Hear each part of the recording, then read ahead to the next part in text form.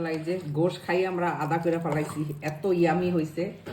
খালি লবণ, আদা, রসুন, বাস খাই আদা করে ফেলাইছি। মাশাআল্লাহ, এত মজা। এটাই এক টেস্ট, এটাই মানে একটা মজা।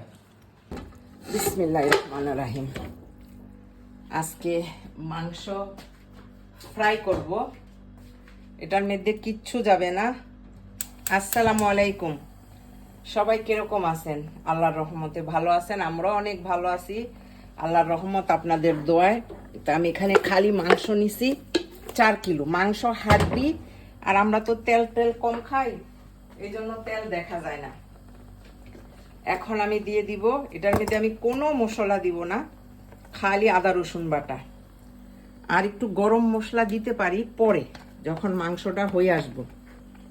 এই যে এটা অনলি ফ্রাই মাংস, আমার বাচ্চারা খাইতে চাইছে অনলি ফ্রাই মাংস।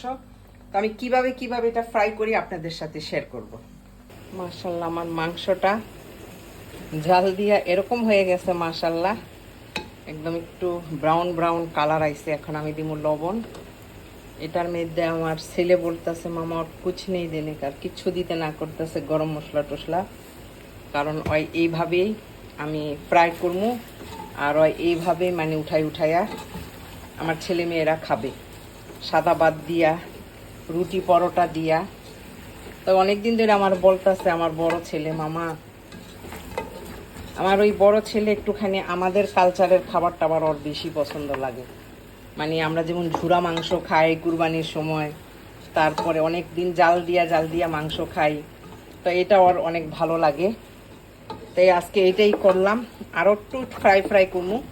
আমি এটার মধ্যে তেল কিছুই দিই নাই, আদা রসুন আর লবণ, বাস।